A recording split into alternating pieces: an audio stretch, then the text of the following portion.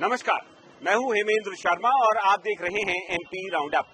मध्य प्रदेश के मुख्यमंत्री शिवराज सिंह चौहान ने गुरुवार को खंडवा में एक चुनावी सभा में कह दिया कि अब वो युवा नेता नहीं हैं, 63 साल के हो गए हैं और सभी कार्यकर्ताओं के संरक्षक हैं।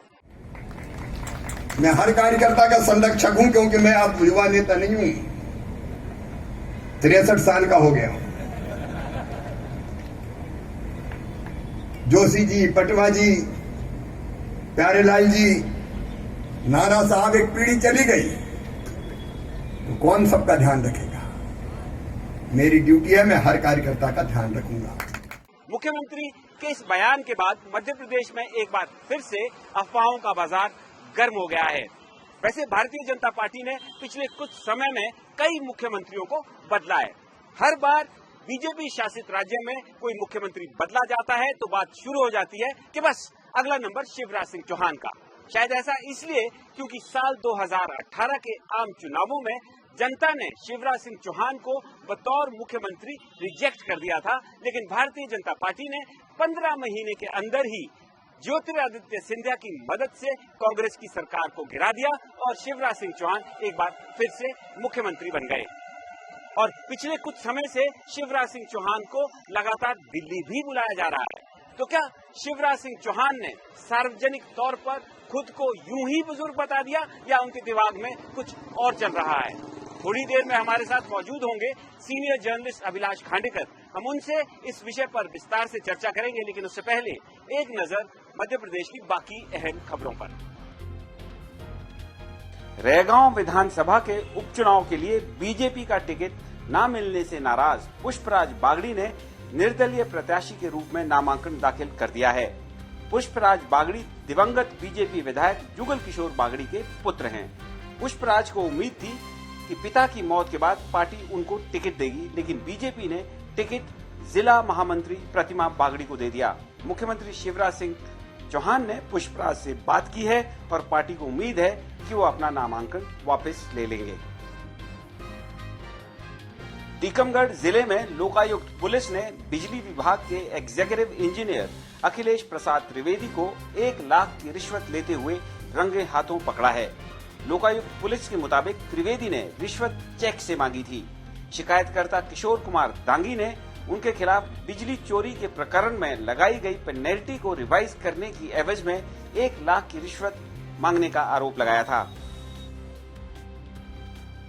धार जिले के मनावर थाना क्षेत्र के ग्राम मांडवी में अपने ही परिजनों द्वारा महिला को निर्वस्त्र करने का एक वीडियो वायरल हो रहा है। महिला के ऊपर जादू टोना करने का आरोप लगाकर उसके परिजनों ने उसे पूरी तरह से निर्वस्त्र करके गांव के लोगों के बीच लाकर उसे बेरहमी से पीटा। घटना गुरुवार रात की है। पुलिस ने आईपीसी की कई धाराओं के तहत 4 लोगों के खिलाफ मामला दर्ज किया है और इनमें से 3 को गिरफ्तार कर लिया गया है। कोरोना की वजह से इंदौर के मिल्खा सिंह के नाम से जाने जाने वाले कार्तिक जोशी को अमेरिका में 16 अक्टूबर को होने वाली world backyard ultra individual championship में हिस्सा लेने के लिए वीजा नहीं मिल रहा है।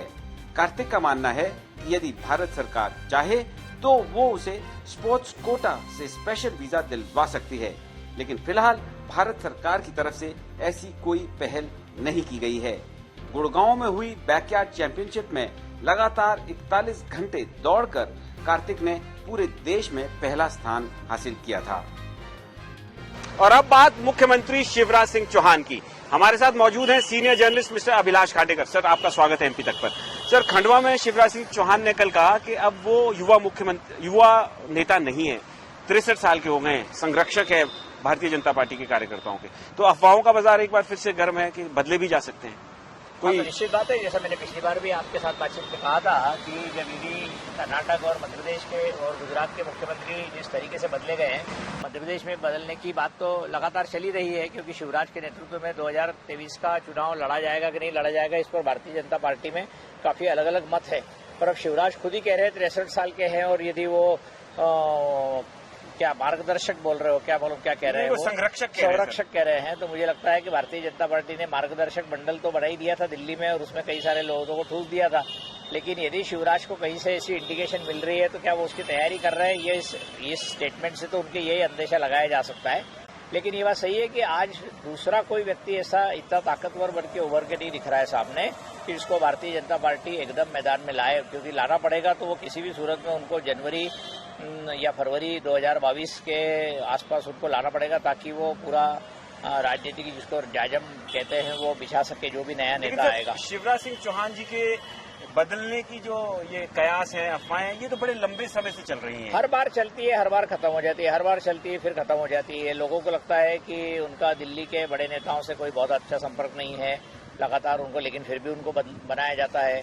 और वो जिस तरीके से पिछले कई दिनों से माफिया के विरोध में बोल रहे हैं या अलग अलग नई नई योजनाएं ला रहे हैं, उससे पता लग रहा है कि वो ये साबित करने की कोशिश कर रहे हैं शिवराज सिंह शायद कि उनके जैसा लोकप्रिय मुख्यमंत्री मध्य प्रदेश में कभी रहा नहीं, तो उनको हाथ लगाना ये एक जोखिम भरा काम हो सकता है। लेकिन उसी के बीच में ये स्टेटमेंट आता है तो थोड़ा अचरज भरा है। अच्छा सर, जो मुख्यमंत्री शिवराज सिंह चौहान का कंडक्ट है पिछले कुछ दिनों से, उनकी जो बॉडी लैंग्वेज है, उसको आप कैसे देखते हैं? क्या आपको लगता है कि वो अपने आप को एक सिक्योर चीफ मिनिस्टर मान रहे हैं या कहीं ना कहीं उनके अंदर मन में भी मुझे जो अंदर की जानकारियां मिल रही है वो चाहे पार्टी की हो या ब्यूरोक्रेसी से हो, उससे लगता है कि उनके कॉन्फिडेंस में थोड़ी बहुत कमी है। और जिस तरीके से उन्होंने एक्टिविटी लेवल अपना बढ़ा के रखा है, दौरे बढ़ा के रखे हैं, तो मुझे लगता है उसमें ये बात निश्चित है कि वो ये बताना चाह रहे हैं। भोपाल में जैसे आप भी जानते हो बहुत कम रहते हैं भोपाल में वो, और अब तो चुनाव आ रहे हैं, उपचुनाव आ रहे हैं, उसके लिए चलते लगातार वो बाहर जा रहे हैं। तो और जिस तरीके से मैंने कहा उन्होंने अलग अलग तरीके की योजनाएं शुरू करी, सब कुछ करने की कोशिश करके वो बताने की कोशिश कर रहे हैं कि उनकी मध्य प्रदेश की राजनीति पर पकड़ बहुत पहले से ज्यादा अच्छी है। लेकिन फिर भी मैं आपको ये बताना चाहूंगा, आपके दर्शकों को बताना चाहूंगा कि वो लगातार बोल रहे हैं कि मैं भ्रष्टाचारियों को छोड़ूंगा नहीं, और लगातार रोज नए नए भ्रष्टाचार के मामले सामने आ रहे हैं। देवास में एक टाउन एंड कंट्री प्लानिंग का ड्राफ्ट्समैन के घर में 10 करोड़ पकड़े गए। कल एक कोऑपरेटिव डिपार्टमेंट के अदने से कर्मचारी के घर में से बहुत पैसा निकला है। तो इसका मतलब शिवराज जो बोल रहे हैं उसका डर ब्यूरोक्रेसी और शासकीय कर्मचारियों पर बिल्कुल नहीं है, ये बात तो साफ है। दूसरी बात, गुड गवर्नेंस की बात कर रहे हैं तो हम देख रहे हैं लगातार कि छोटी बच्चियों पर भी रेप लगातार हो रहे हैं मध्य प्रदेश में, चाहे वो रीवा का मामला हो या कहीं और का मामला हो। खून खराबे भी खूब हो रहे हैं। तो मध्य प्रदेश जिसको शांति का टापू बनाने की बात करके ब्रांडिंग करते थे शिवराज जी, और उनका कानून और व्यवस्था पर काफी कंट्रोल ऐसा बोला जाता, तो वो तो कहीं दिख नहीं रहा है मुझे। अच्छा सर, जैसे कि आपने कहा कि शिवराज सिंह चौहान काफी एफर्ट कर रहे हैं, ब्रांडिंग करने की भी कोशिश कर रहे हैं, लेकिन आपने इससे पहले बीजेपी की जो टॉप लीडरशिप है, जो दिल्ली के नेता, उनके बारे में भी कई बार कहा है कि उनके बारे में कुछ प्रेडिक्ट नहीं किया जा सकता कि वो कब क्या करेंगे, कहा नहीं जा सकता।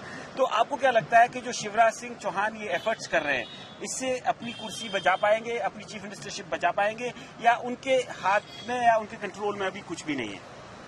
देखिए, जिस तरीके से भारतीय जनता पार्टी की राजनीति राष्ट्रीय स्तर पर पिछले कई दिनों से चल रही है, मतलब मैं तो कहूंगा 2014 के बाद से ही, आपने देखा होगा कांग्रेस की राजनीति में यदि पंजाब में यदि बवंडर हो गया अमरिंदर सिंह को हटाने के बाद में या उसके जस्ट पहले, तो वैसा भारतीय जनता पार्टी में कर्नाटक में भी नहीं हुआ, उत्तराखंड में भी नहीं हुआ और गुजरात में भी नहीं हुआ। गुजरात का तो उदाहरण भारत में पहला उदाहरण है जब सारे के सारे मंत्री और मुख्यमंत्री सब कुछ बदल दिए गए, लेकिन एक भी विरोध का स्वर नहीं आया। तो हो सकता है भारतीय जनता पार्टी बहुत अनुशासित पार्टी हो, या लोगों को डर है कि कहीं जैसे मेनका गांधी और वरुण गांधी को बोलने के बाद में राष्ट्रीय कार्यकारिणी से बाहर कर दिया गया, तो लोगों को ये डर है, तो कोई इकट्ठा होकर कोई अमित शाह और मोदी जी के खिलाफ बोलने की ताकत तो आज रखता नहीं है, मेरे को लगता है। और शिवराज तो बिल्कुल नहीं रखते। और शिवराज में ये एक एडजस्टेबिलिटी की बहुत अलग तरीके का उनका स्किल है कि वो पार्टी हाईकमांड जिसको बोलते हैं उससे सब लोगों से वो जमा लेते हैं, चाहे वो वेंकैया नायडू हो, चाहे अडवाणी जी हो या बंगाल लक्ष्मण हो। तो पिछले 16 साल में मुख्यमंत्री ने अपने लिए एक ऐसी व्यवस्था तो कर दी है कि जहां से उनको हटाना जब भी भारतीय जनता पार्टी चाहे मुश्किल काम तो होगा। तो शिवराज सिंह चौहान को मध्य प्रदेश के बतौर मुख्यमंत्री हटाना भारतीय जनता पार्टी की टॉप लीडरशिप के लिए आसान काम नहीं है। एमपी राउंड अप में आज सिर्फ इतना ही। मंडे को फिर मुलाकात होगी, तब तक के लिए थैंक यू, गुड बाय।